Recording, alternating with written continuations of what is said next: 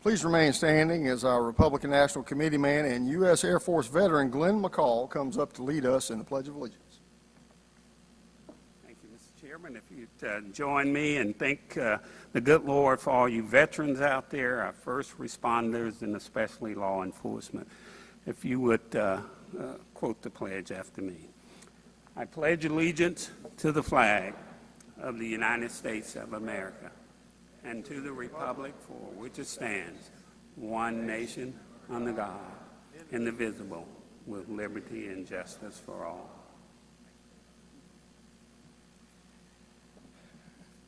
Thank you, sir. If you would all remain standing, please. Now, Alex Stroman, the former executive director of the Scgop, will sing the national anthem.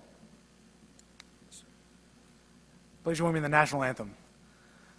Oh, say, can you see by the dawn's early light what so proudly we hailed at the twilight's last gleaming, whose broad stripes and bright stars through the perilous fight o'er the ramparts we watched were so gallantly streaming, and the rocket's red glare, the bombs bursting in air, gave proof through the night that our flag was still there.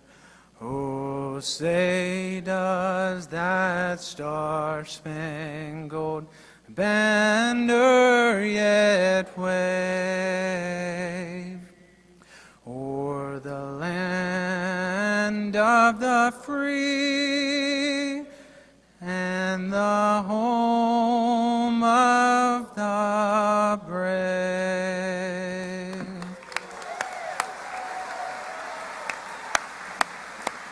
Thank you, Alex. And if you would all please remain standing as our National Committee woman, Cindy Costa, will come forward and lead us all in the Republican Creed, which I know we all know by heart, right?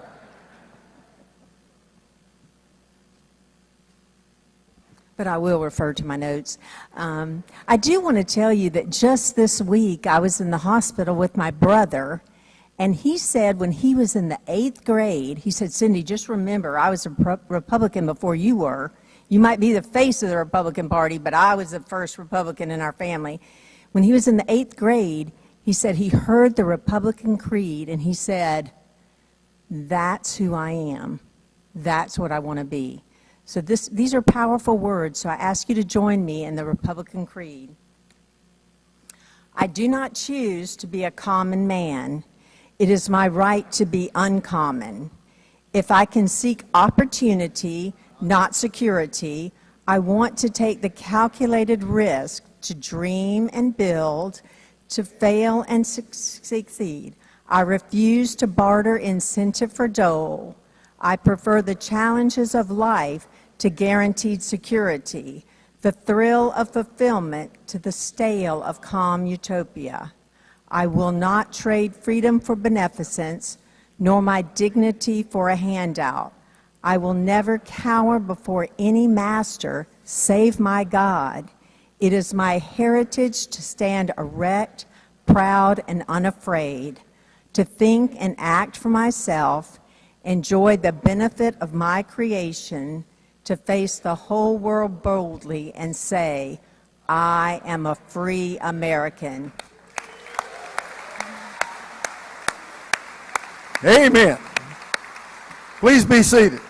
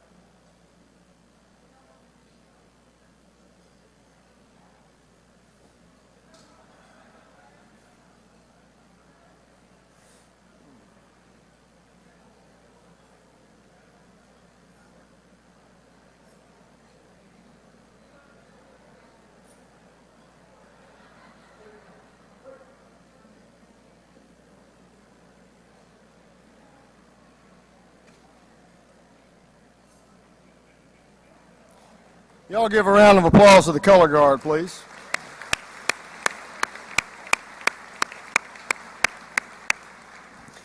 Well, thank y'all again for being here this evening and for everything that you do for our party. I just want to make a few acknowledgments before we begin to get into dinner. If we could, I want to have some different folks stand and be recognized. First off, if you are a member of the state committee or state committee man or county chairman for our party, would you please stand and be recognized right now? These are the folks who do the hard grassroots work at the county level, y'all. Thank them for it. And I'd just like to make a comment. In this past reorganization cycle, we doubled the manpower in the South Carolina Republican Party all across this state, completely doubled it inside of 2 years because of a lot of the work the folks in this room did tonight. So thank y'all for that. And our federal officials, and I know our senators couldn't be with us this evening. I believe they're voting, but I believe we've got a couple of our congressmen are here this evening. Y'all stand. See, I know I saw, let's see, here's Ralph Norman right here. Ralph Norman's been to the border more times than Kamala Harris has, by the way. I think he needs to teach her a little bit on what to take care of over there. Congressman Joe Wilson right over here, and it's his birthday tomorrow. So we're all going to sing happy birthday to Joe real quick. Come on, 1, 2, 3. Happy birthday to you. Happy birthday to you. Happy birthday, dear Joe. Happy birthday to you.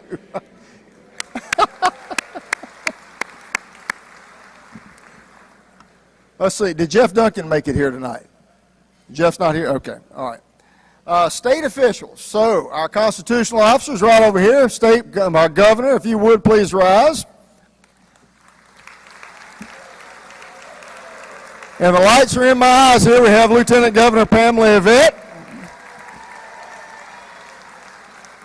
I got a Comptroller General right over here, Richard Ekstrom. All right, I can't see any. Y'all going to have to wait. There's Mark Hammond, Secretary of State right there. Who else do we have in here?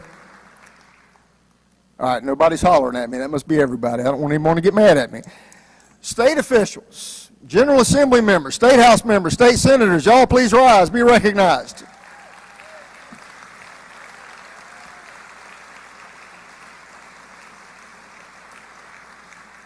And we'll go down the list now. If you are a local official, county, city council, school board, whatever, the local folks who get forgotten so often that spend so much of our tax dollars and we're not really thinking about it, would you all please stand this evening if you serve in local government?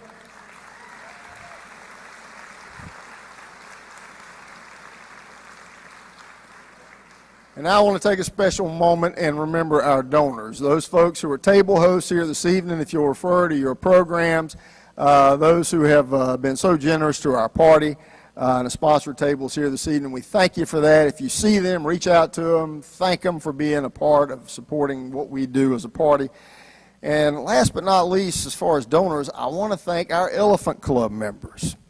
This is the first Silver Elephant Gala we've had where we were not able to send an invitation out to the public, because we have so many Elephant Club members now that we're filling the room. Just this past week, we added our 1,050th member of the Elephant Club here in South Carolina. So being a good capitalist, so I'll take this moment to say, if you are a guest of an Elephant Club member here this evening, there's an envelope on your table. It's a blue envelope. And there are forms in there, and we have nice little business return envelopes. You can take it home with you, and you can decide which level you want to join at. Send that back in. We'd love to have you be a member of the Elephant Club and support our party. Again, you all make what we do possible, and I sincerely appreciate it. Staff, if you would all, please give a big round of applause to our staff for putting this together.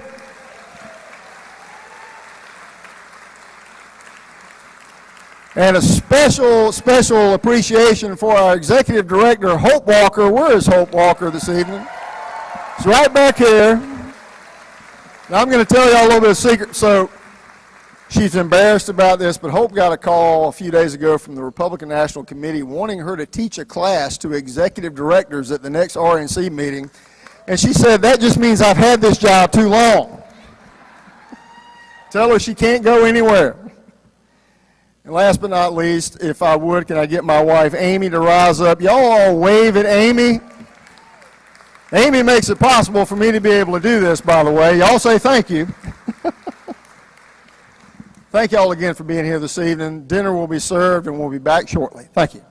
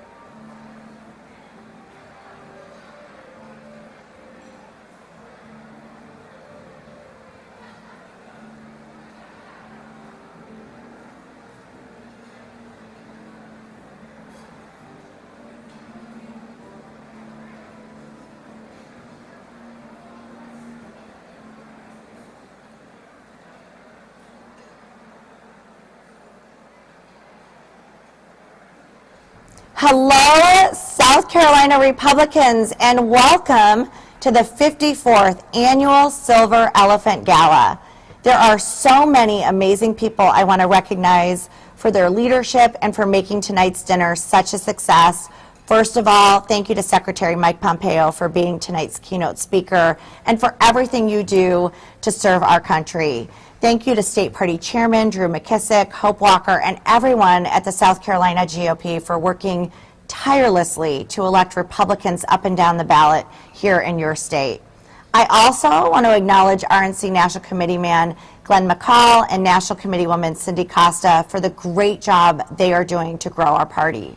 Finally, a big thank you to your governor, Henry McMaster, Senator Lindsey Graham, Senator Tim Scott, and the entire Republican delegation and all the South Carolina elected officials for your incredible leadership.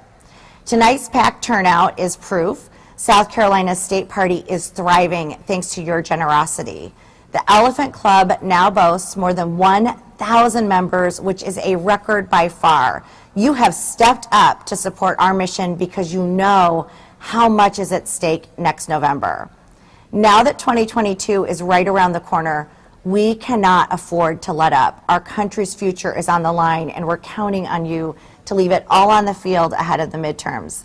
Thank you once again for your unwavering support as we fight for the future of the country we love. God bless you, and God bless the United States of America.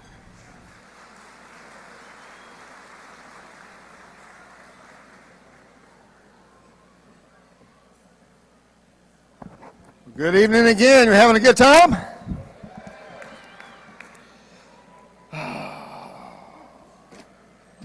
All right.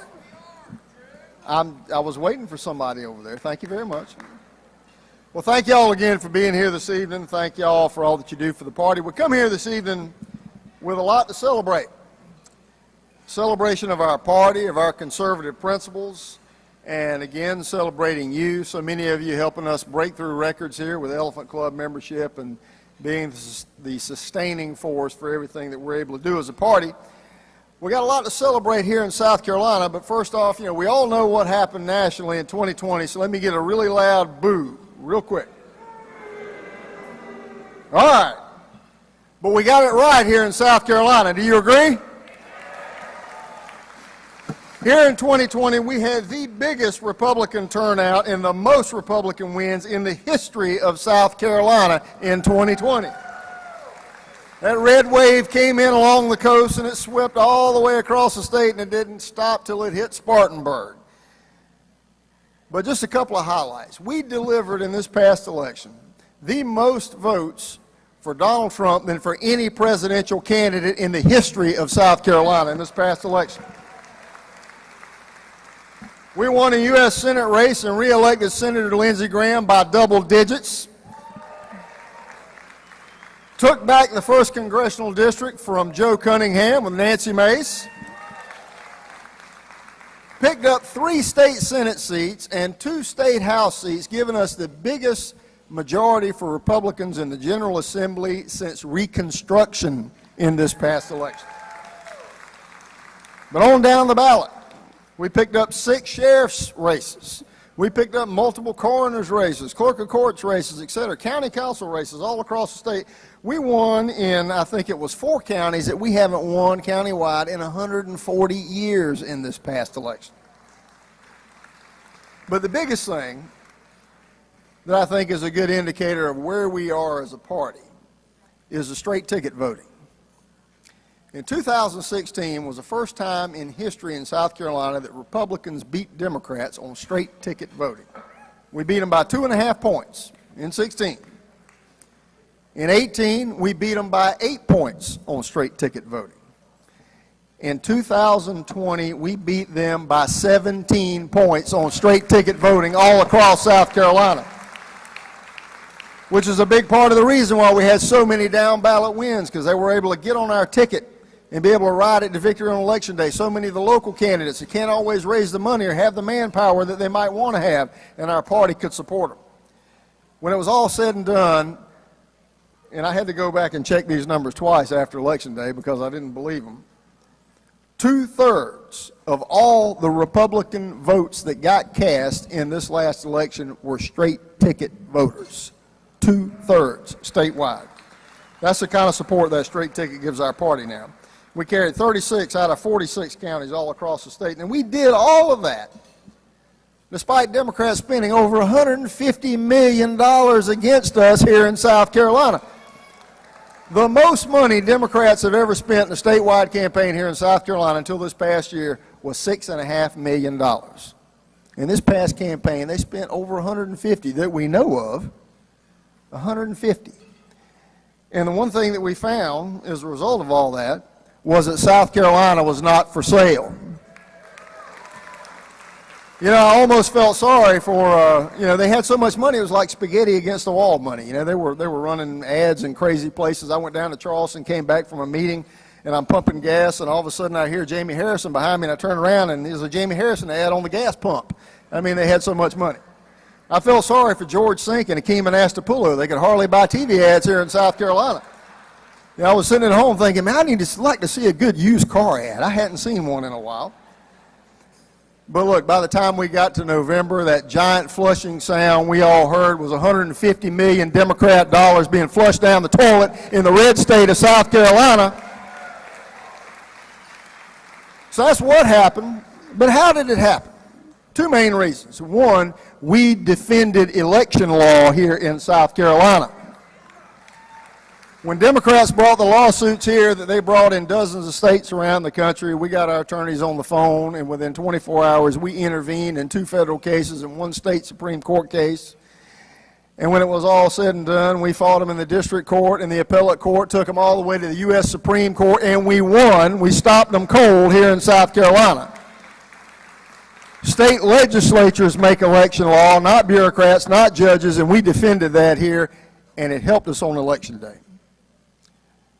In addition to defending election law, though, we had the biggest get-out-the-vote operation in the history of the South Carolina Republican Party times 5. 5 times bigger than anything else we've ever done before. We had over 300 people around this state on payroll. 270 of them were paid to knock on doors. And this needs to be a lesson for all of us. Grassroots voter contact matters. It makes a difference. Those folks, when it was all over, knocked on 600,000 doors around South Carolina. They made 1.5 million phone calls, sent 4 million text messages. When we sat around in the summer and we had designed the database, the list of people that we need to contact in order to win this race, and we targeted those folks with the operation that we put in the field, by the time we got to Election Day, we had contacted everybody on that list between 3 and 6 times apiece all across South Carolina. Grassroots voter contact wins campaigns. So that's how it happened. Last question, though, to me is why did it happen? Why did it happen? Well, number one, we stayed focused on fundamentals. There are only 3 fundamentals to politics, whether you're running for school board or president of the United States. You've got your message, your manpower, and then raising the money to make it all happen. But the message is the most important one. The message is what brought so many new people to our party in the last 5 years. The message that was put forward by President Donald Trump was what brought so many new people into our party all across the state. As I mentioned earlier, grassroots manpower in our state in the last 2 years is up 100% because of President Trump and a conservative message that excited and enthused people all across the state. And I can tell you what, I've worked in politics for over 32 years, and I can tell you that excitement and enthusiasm is the gasoline that you pour on top of any campaign to make it go. And we have got that enthusiasm, we've got that excitement, and our job now is keeping those people involved in this party. Those new folks who've come into our party are the reason why we have gone from 2.5% to 8% to 17% on straight ticket voting. Our job, our challenge, and I would say our opportunity now is to keep those folks involved in our party. And if we do, we will continue to win, and we will continue to beat Democrats up and down the ballot and all across South Carolina.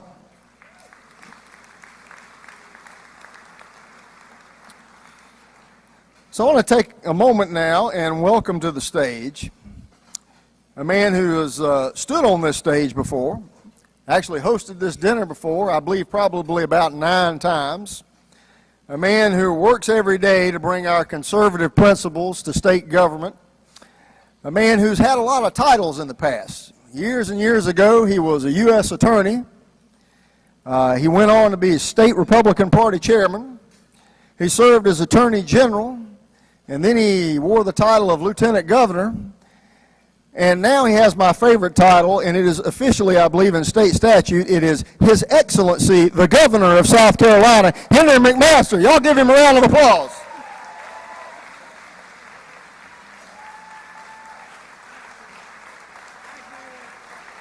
Thank you, thank you, thank you, thank you. Thank you. Boy, it's good to see a packed room. How many? About 1,000 people in here? Drew McKissick, ain't there's about 1,000 of us in here? Close to 1,000. That's terrific.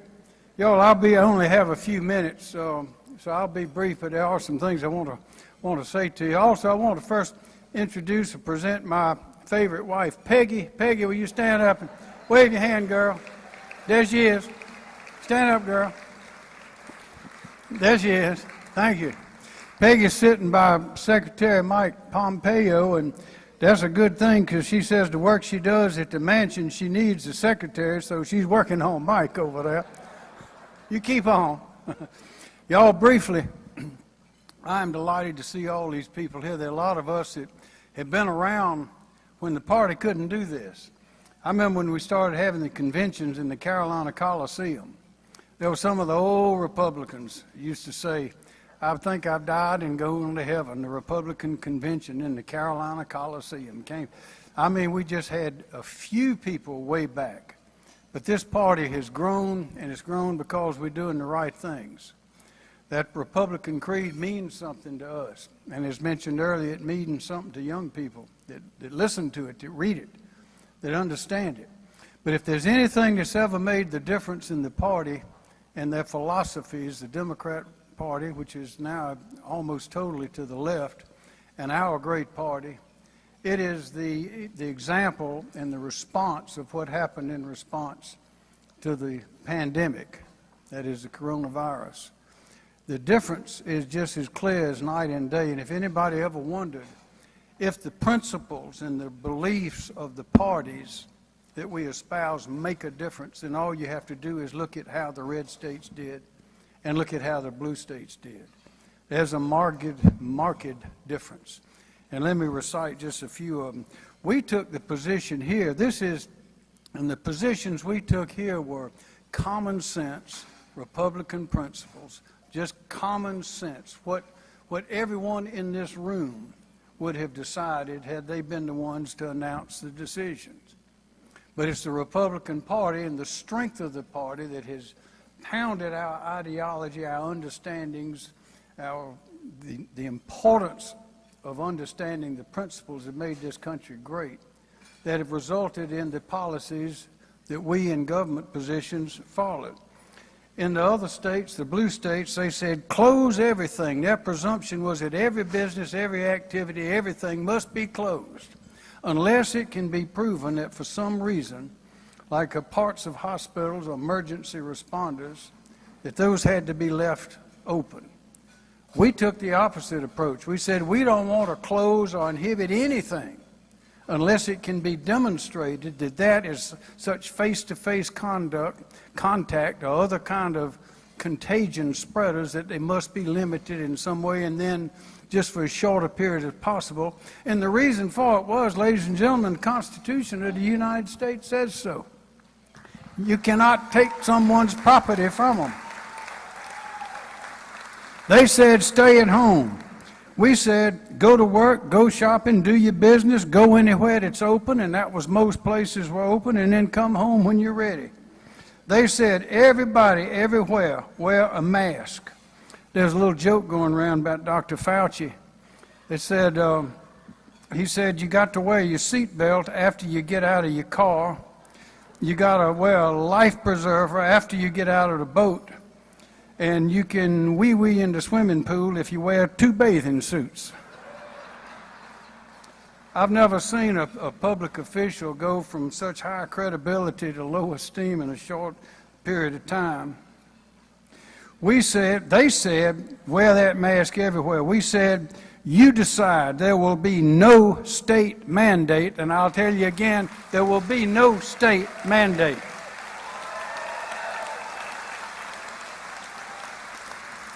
They said, the schools will tell you whether your child must wear a mask. We said, the parents will tell the schools whether our children will wear a mask. They said, no church on Sunday. The danger of spread is too great. Preachers, brides, grooms, congregations will be arrested if you go to church. We said, are you kidding me? Read the Constitution. There's a freedom of religion guaranteed against government intrusion by the United States Constitution. It's in the First Amendment. They said, well, the protests were mostly peaceful, except for the burned out stores, businesses, courthouses, and buildings in the city blocks that were occupied and still are. We took a different approach. Our law enforcement said, break the law, go to jail, just that simple. They said, defund the police.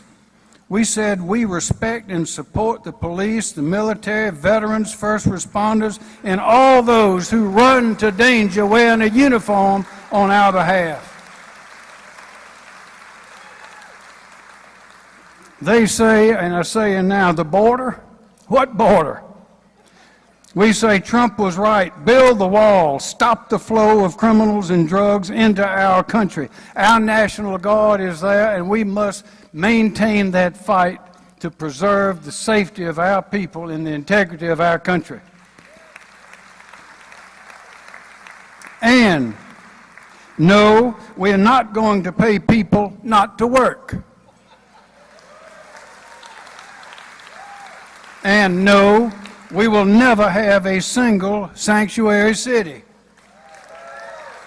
And no, we will never have a single vaccine passport. And no, we will not have government-sponsored people knocking on your door without an invitation to talk you into taking a shot. Yes, we will protect our children with school resource officers in every school all day, every day, and mental health counselors available as well. Yes, we will teach all our children, starting if they want to go to 4-year-old kindergarten. And no, we will not ever be teaching critical race theory or any other ridiculous nonsense.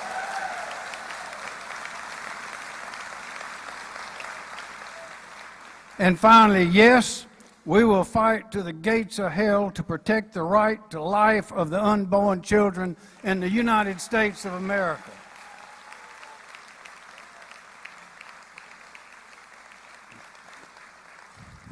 Those are just the examples. Other states are falling apart. We're blasting off. They're digging out of holes. We're building again. We've got companies coming in. We've got companies expanding. Life is good in South Carolina, and it's going to get better. But I'll tell you what I've noticed, and maybe you have too, is there's a great awakening of some kind. It's a quiet awakening among the people about the danger that we face from abroad and also within. There have been books written about it, people going back and reading those books, and there are new ones coming out, one by Mark Levin, which I recommend to you. And other things to read are the Constitution, the Declaration of Independence, and the Bible. If you can square it with those, we'll be all right.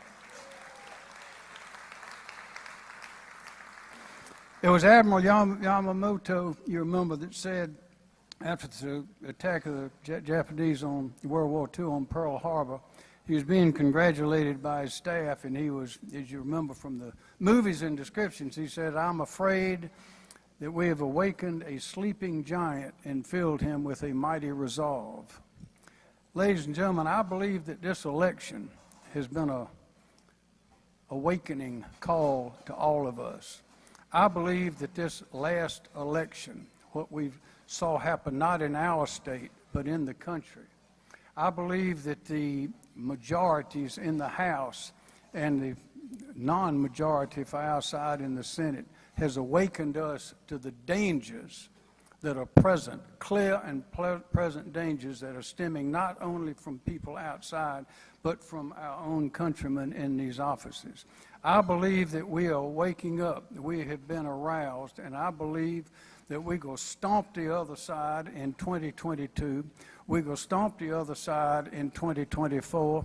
And as I used to say, Drew, when I was party chairman in your place, I look forward to the day that Democrats are so rare in South Carolina that we have to hunt them with dogs. I thank you.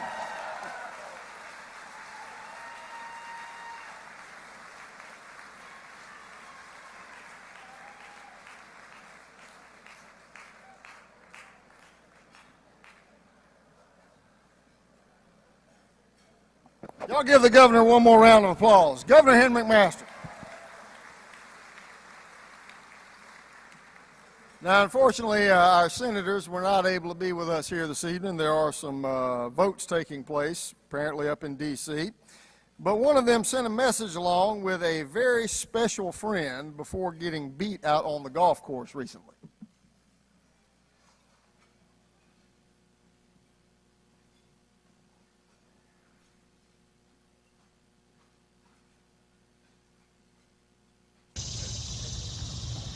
Hey everybody, I'm with my favorite president, awesome President Trump, Mike Pompeo.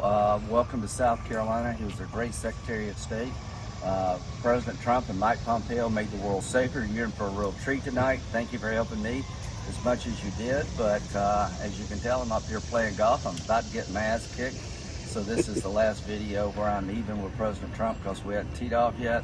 So are you going to run or not? Well, we're going to talk about that. We'll be talking about that. But I just want to thank the people of South Carolina. We had another great victory there, and by a lot, actually. And, you know, we won that by a lot. We won Alabama by a lot. But they say we lost Georgia, but now the numbers are coming out on Georgia, and we won Georgia by a lot also. I just want to thank everybody. You've been great. And Mike is a terrific guy. He's been strong and smart and totally loyal, loves our country, and he loves South Carolina. So say good night to him, say hello to him, and I will see you soon. Thank you, Drew, for all you're doing. Great party chairman. And congratulations to Drew on a big victory. Right. Thank you. Thank you.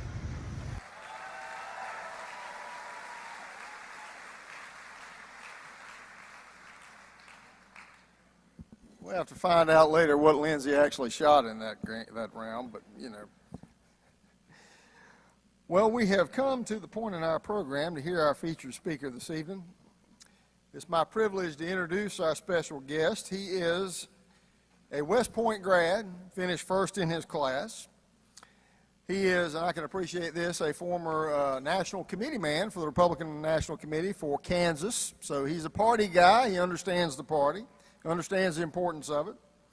He served 4 terms in Congress. He worked as CIA director, which I've always kind of fantasized about and thought that that would be a neat job, you know, but I'm just saying.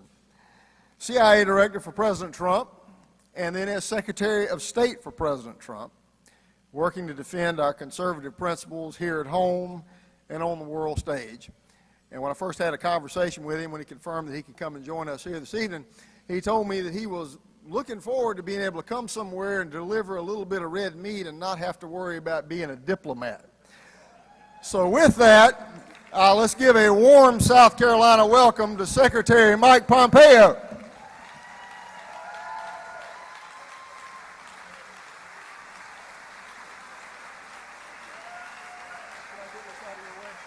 Sure. Thank you.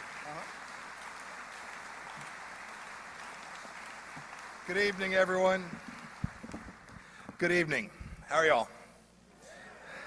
I thought I had some lines in here I might not be able to use, but Governor, I think I'm free to go. I think the runway is hot. The truth is, Drew, your point's well taken. For 4 years, I had this incredible privilege, first to serve as CIA director and then as the 70th Secretary of State. But, when you do that and you speak, you have a president who's watching what you say. You have world leaders who are watching what you say, every word hanging. Now you're going to get Mike Pompeo unplugged. So, look, it's great to be back here in this special place and to see all of you in this room. My count, Drew, was 10,000. So we got to do audience counts right. I was very fortunate. I was first elected to Congress in 2010. I came in alongside a big class of 68, including 4 great South Carolinians, right? Tim Scott, Trey Gowdy, Mick Mulvaney, and Jeff Duncan. I used to give them a hard time. We would compete. All these groups have scores. Conservative groups, they give you a rating, and we would take the average of the most conservative state, and the South Carolinians always thought they were the most conservative, and then we'd take the average, and they all had to count Clyburn in the group, so we beat them every time. It was amazing. That was the year, you'll recall, we threw Nancy Pelosi out as Speaker in 2010. I never dreamed I'd have to do it again.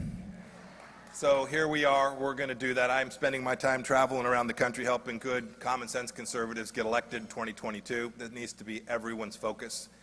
If we get that wrong, the hole that will be dug in these 4 years will be staggeringly deep. I know none of you are going to let that happen. It's great you have 2 great senators, Senator Scott and Senator Graham. It was the very, very kind words from Senator Graham. Senator Graham had called me, too, that the New York Times had said I was the worst Secretary of State in history. Yeah, it didn't bother me much, I must say. But it's a funny story because the next day you can see how coordinated the Washington media are. The very next day, the Washington Post ran the same story, Mike Pompeo, worst Secretary of State in history. My son saw that, and he knows his dad is pretty tough. But he thought maybe I should just call and give him make sure he's okay. And so Nick called and said, Dad, I saw, did you see that Washington Post article? I said, son, I did. He said, I was looking. There's this fellow named Elihu Washburn. And Elihu was the Secretary of State for 11 days. Surely you're better than he is. So we started a club called We're Number 2. Right? Look, it's been 189 days now since we left office. It's been hard for me as it is for you to watch the change, the absolute change in the very conception of the United States of America. I had someone tonight say that I'll bet you're glad to be out of the pressure cooker, out of the spotlight, without that burden that you had for 4 years. Truth of the matter is, I don't. I wish I was back there. I think America is worse off because President Trump and I aren't there today. It was funny, the president's comment tonight, he called me in early January, I think it was, I can't remember, it was some left-wing thing, had written that I was President Trump's most loyal cabinet member. And so the president picked up the phone and called me and said, did you see, they said you were my most loyal cabinet member. And I said, Mr. President, that was not intended as a compliment. And he thought about it for a second and said, yeah, that's true, you're right. You know, I was loyal, the work that we were doing mattered. We were on the right side of history. I regret only that we didn't get 48 more months to continue to take swings at protecting and securing American freedom.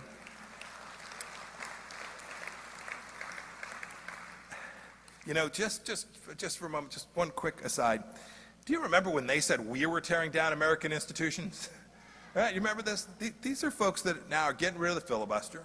They want to nationalize elections. They'd like to add at least one state. They've tried to ban religion when we were just in a little bit of a pickle. God bless you, Governor McMaster, for getting that right. They are working in your schools, as you well know, to replace 1776 with 1619. They want to take money away from our brave law enforcement officers, and they have talked with a serious tone about adding to our Supreme Court. If you want to talk about who wants to destroy the very fabric of the United States of America, it is their party, not our party, and we're never going to let that happen.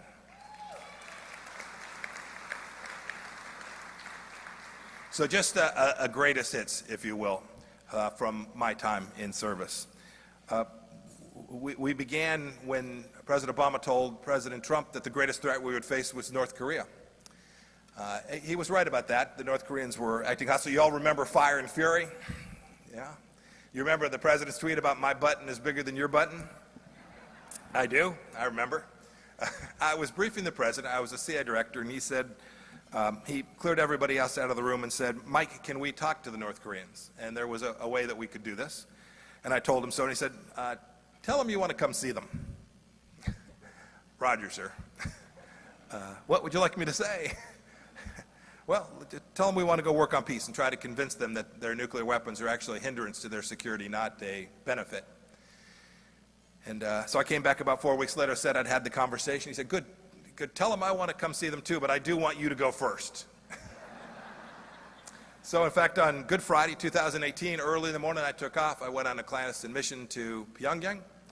I came back on Easter Sunday late in the evening, Monday morning, and we began a process that delivered a really good outcome for the United States of America. We were at fire and fury. We were at risk of ending up in a really bad place with North Korean President Trump's leadership. Delivered the remains of many of our veterans who had died in Korea home to their families. We delivered a situation where there has not been one long-range missile test nor a nuclear test in North Korea since the first summit in June of 2018 in Singapore. And then I had this amazing privilege, the absolute privilege to bring home 3 American hostages to the United States of America. You know, it's really quite a story. It's worth just a minute. You remember Otto Warmbier had been returned to the United States having been held hostage in North Korea. And he turned in condition where he died from his maltreatment just within a few hours of him coming home. On my second visit to Pyongyang to meet with Chairman Kim, about 2 o'clock in the afternoon, I said to him, I said, Mr. Chairman, the President would like to have the 3 Americans you are holding come back on my plane tonight. A lot of talk on their side, language I didn't understand. An hour and a half later, we wrapped up our meeting. I left. I traveled back to the airport. I climbed back on my plane, got to the top step. My senior officer, who had remained back at the aircraft, said, Mr. Secretary, about 20 minutes ago, they came and brought a white van, and they grabbed 2 of our folks and escorted them off someplace. We don't know for sure where they went. About 15, 20 more minutes later, this white van comes driving back up onto the tarmac, almost beside the airplane. And out of that airplane come my 2 officers, a couple of North Korean guards, and 3 Americans.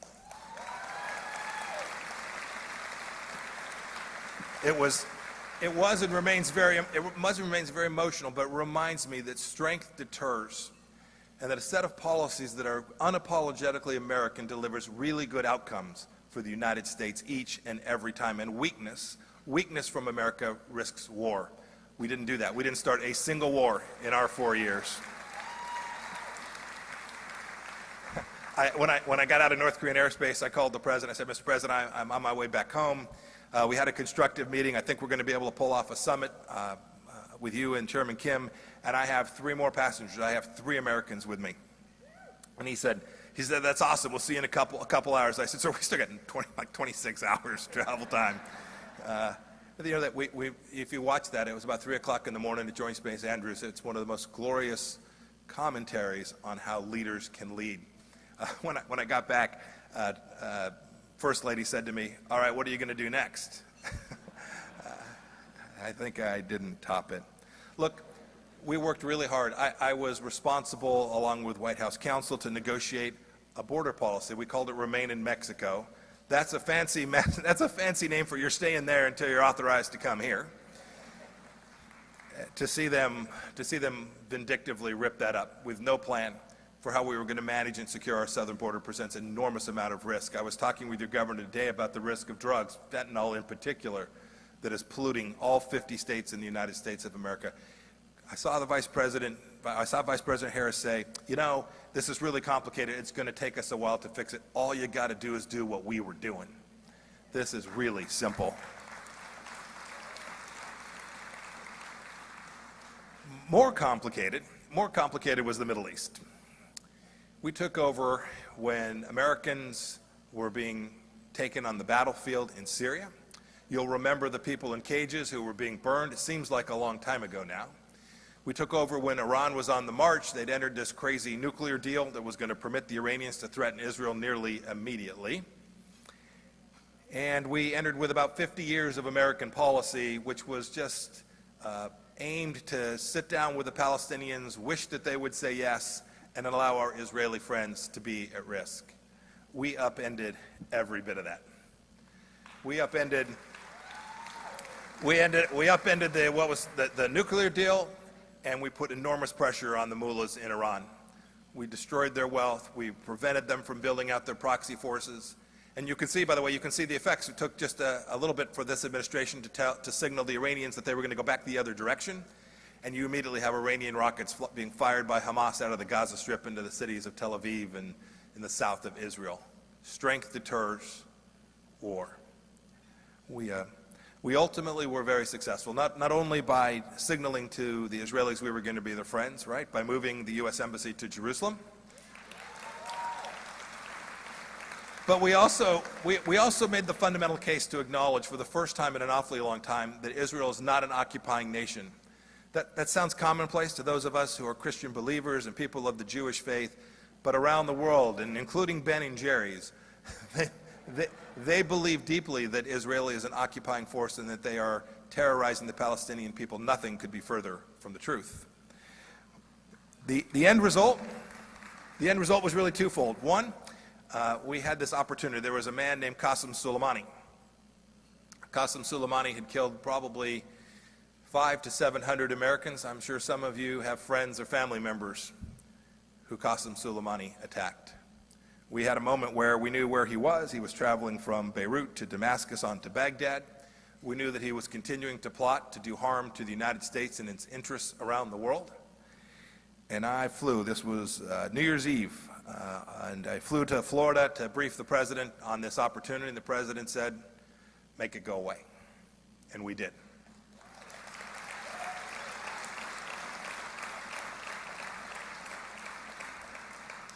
America and the world are safer as a result of strong leadership. These are the things that matter. You see this in your home state. Finally, the end result was that Gulf states united with the United States and with Israel. The result, the Abraham Accords, will change the history of the Middle East forever. These are four nations that proudly recognize the rightful Jewish homeland. This is historic. It had happened only twice before since 1948 in Israel's independence. We tripled the size of nations that recognize Israel's right to exist, and we were well on the way to doubling even that number. Look, I also watched an America that for the first time was prepared to secure American freedom and protect jobs at home from our adversaries all over the world. You all know this here in South Carolina. You see it. I was a manufacturing guy. I ran 2 small manufacturing companies in South Central Kansas before I lost my mind and ran for Congress. We saw the Chinese Communist Party steal tens of millions of jobs from hardworking Americans all across this country, from Washington State to Florida, from Maine to California. And President Trump said enough, and he sent me and my team to China to convince the Chinese that there would be a real price to pay if they stole our intellectual property, took our jobs, and continued to run spies into the United States of America.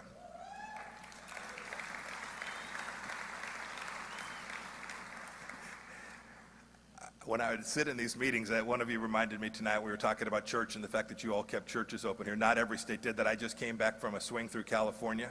I had pastors there that wanted to keep their churches open, and they were threatening them with law enforcement. You all did the right thing. God bless you for that. But it reminded me, my wife and I taught 5th grade Sunday school for a number of years at our home church in Wichita, Kansas, and that was the best preparation to be America's Secretary of State. Our adversaries threaten us, it's real, but President Trump was prepared to do the right thing. For decades, we'd allowed the Chinese Communist Party just to walk on us, and President Trump said we were going to stop that, so we developed a set of plans that was going to deliver it. It is sad, each of the things that I just listed to you, things we did around the world, each of those things has been all or partially undone in these first 189 days. And the end result is likely to be the case that we'll have to send some of our young men and women to do really hard stuff on a day that America would not have had to do that if we'd have continued the policies, the strength, the unapologetic American policies that America first represented all around the world.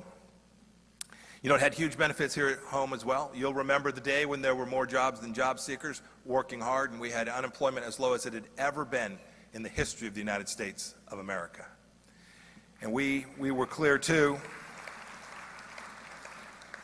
We were clear too that we were going to let governors do their jobs. We were going to let individuals make their own decisions. And when we were working around the world on issues that mattered to each of you, we were fearless. I'll give you a simple example. The United States of America today is on the cusp of taking your money and providing it to countries and to NGOs who are going to perform abortions with it. Elections matter. Outcomes matter. We put in place a set of policies at the State Department, doubled down on them, making sure that not a single one of your dollars would ever go to any group that supported or performed abortions anywhere in the world at any time. We were in fact, clearly the most pro-life administration in the history of the United States of America. And so I want to ask each of you to redouble your efforts. You all came out here tonight on this Friday night. You had lots of options, but you came here to support conservative values, to support freedom, to support the right to practice your faith here in South Carolina in the way that you want to. The other team's not going away. They're going to fight hard. Drew, you were talking about the fact they put $130 million into the state of South Carolina.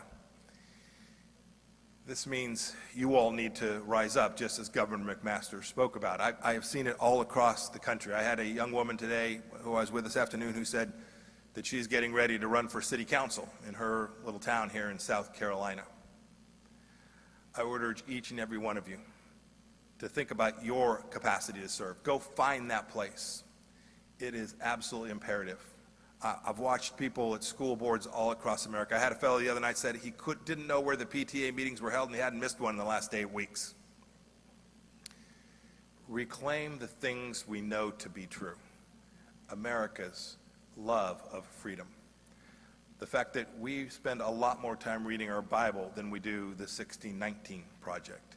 These are the things we know. These are the things that have made America so special and so unique. But none of this happens. None of this happens without the hard work of people like you all, contributing your time, your money, and your support for those people who put themselves out to go take on these incredibly important tasks.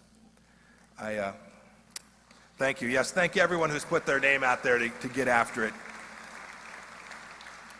You know, when I was headed off to West Point, I know you're all looking at me going, that must have been a long time ago. When I was headed off to West Point, my mother, I grew up in Southern California, but my mother was a Kansas Republican. My dad was a diehard Democrat. Yeah, my dad's great line, my first time I spoke on the floor of Congress, you'll appreciate this. He was home, he was retired, he was watching C-SPAN, and he saw me speak, and he called me that night and said, son, I was so proud of you to see you on that floor of the House of Representatives. And I said, thanks, Dad. And he goes, yeah, then you opened your mouth. But my mother was a tough, chain-smoking woman who was the most gracious woman I had ever known until I met my wife, Susan. But my mother saw me off at the airport before I left for West Point. And, you know, we didn't have any idea how I'd do there, if I'd be able to make it through the first summer, if I'd graduate or not. But she said, Michael, she said, I know one thing, you're a grinder. Keep grinding every day. I want you to wear them down. I want you to wear them down. Do not let them wear you down. And I did it. I did it every day. That's what I need every one of you doing. We need to wear them out. And when these wokesters, when these wokesters call you name, I remember talking about the Wuhan virus having come from the lab and I was called a racist. Just take it for what it is. Sheer ignorance. Take it for what it is. Speak the truth and be fearless. When my mom said that, I stored it away, and I was reminded of it when I became the CIA director.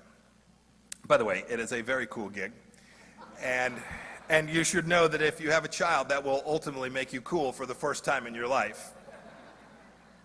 In fact, Nick said, Dad, you're really cool, and if you can just find those UFO papers, we'll call it good.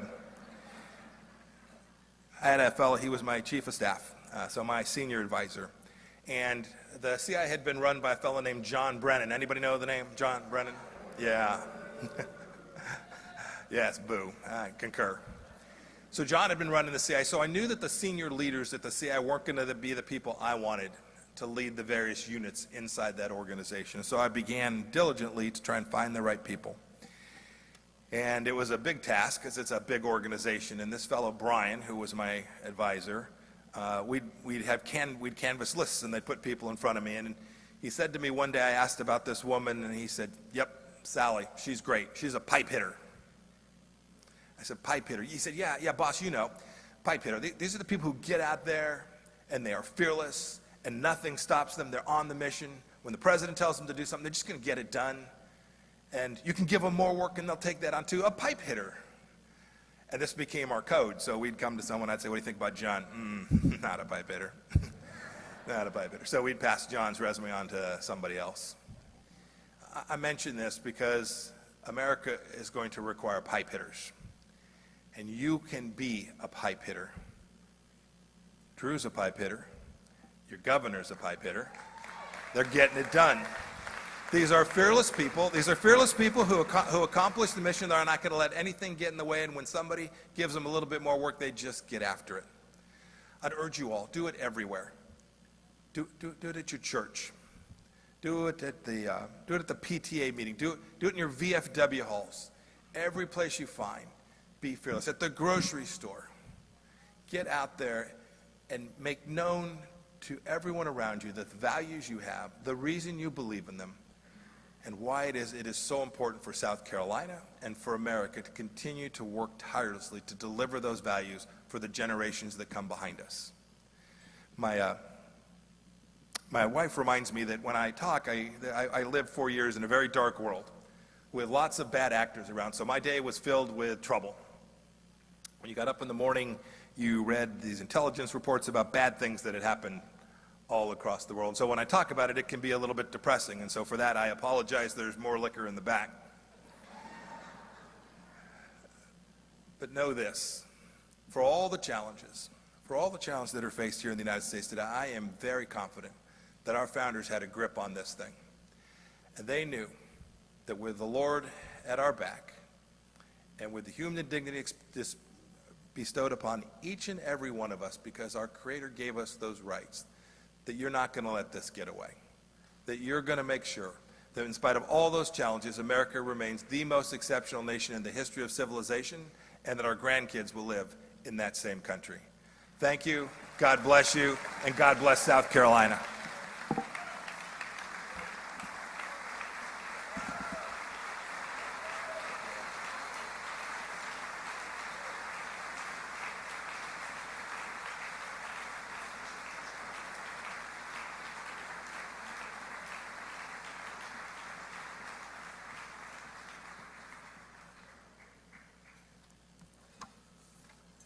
Y'all give one more round of applause. Secretary of State Mike Pompeo.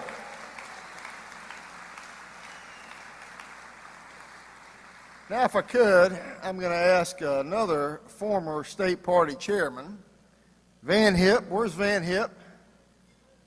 He's right over here. Van Hipp, come forward. Van Hipp's going to come forward with a special message for us.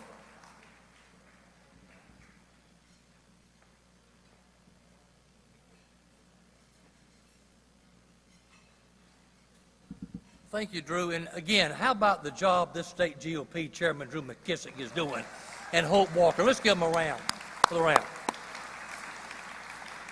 And how about Secretary of State Mike Pompeo?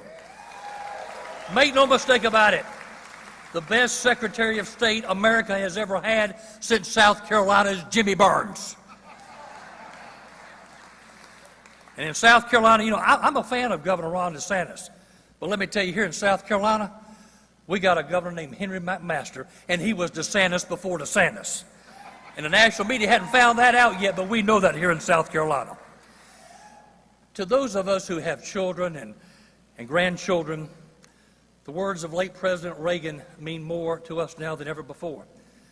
That freedom is never more than just one generation away from extinction. Look at what's happening in our country today. Our children are being indoctrinated in our schools instead of being educated. Illegals are pouring across our border. Socialism and censorship or a foot. Those of us here know that Winston Churchill was right when he said that there are only two places where socialism will ever work: in heaven where it is not needed, and in hell where it is already in practice. Our job must be to educate the rest of this country, because this country is hanging by a thread right now, folks. 2022 and 2024 are about saving this country. Khrushchev said, "We will bear you from within. We will bear you from within." Take a look at the back of your program tonight. President Reagan said, "If we lose freedom here, there is no place to escape to." This is the last stand on earth. And that's what 2022 is about and what 2024 is about.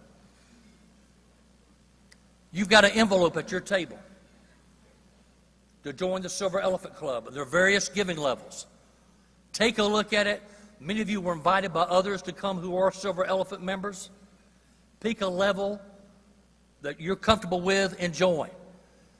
This gives the financial support we need to take on the George Soros crowd and save this country in 2022 and 2024. That's what it's all about. And let me tell you, you're getting a good deal. Drew, when I was state chairman in the late 80s, mid-80s, it was $120 to be a Silver Elephant member. It's $240 tonight, right, Drew? $240. That was the late 80s. This is 2021. Look at the inflation of the Biden administration, folks. Lord knows what's going to be next year. Lock yourself in tonight for $240, okay? You're getting a deal. Thank you. God bless you. Fill out that form.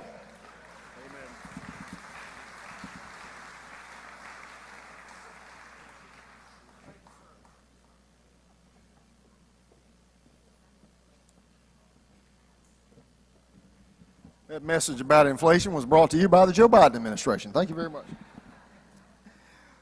Thank you so much, Van. It's been a great evening so far, and I thank so many of you again for being here this evening, for all that you do for our party. Again, we've seen and heard so much here this evening about how much it matters. It truly does matter.